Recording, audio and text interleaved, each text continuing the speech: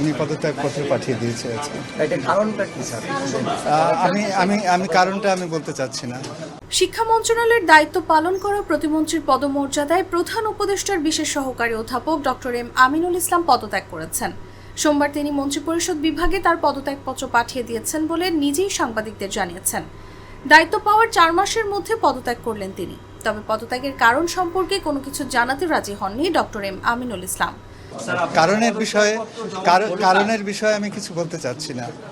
জানা গেছে, সরকারের শীর্ষ পর্যায়ের পরামর্শ অনুযায়ী পদত্যাগ করেন আমিনুল ইসলাম। ব্যক্তিগত কারণ দেখিয়ে তিনি পদত্যাগ করেন বলে মন্ত্রিপরিষদ বিভাগ সূত্রে জানা গেছে। গত বছরের 10 নভেম্বর প্রতিমন্ত্রীর মর্যাদায় প্রধান উপদেষ্টার বিশেষ সহকারী হিসেবে নিয়োগ পান অধ্যাপক এম আমিনুল ইসলাম। একই সঙ্গে তাকে শিক্ষা মন্ত্রণালয়ের দায়িত্ব দেওয়া হয়।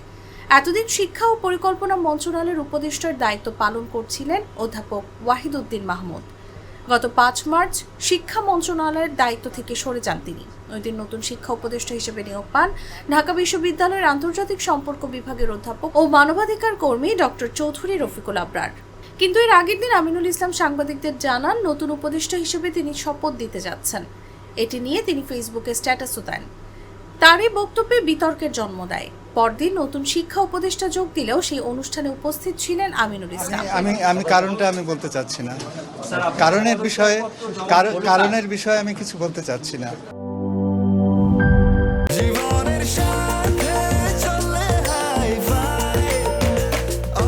স্বাস্থ্যকর অল টাইম, সব সময় অল টাইম হেলদি লাইফ।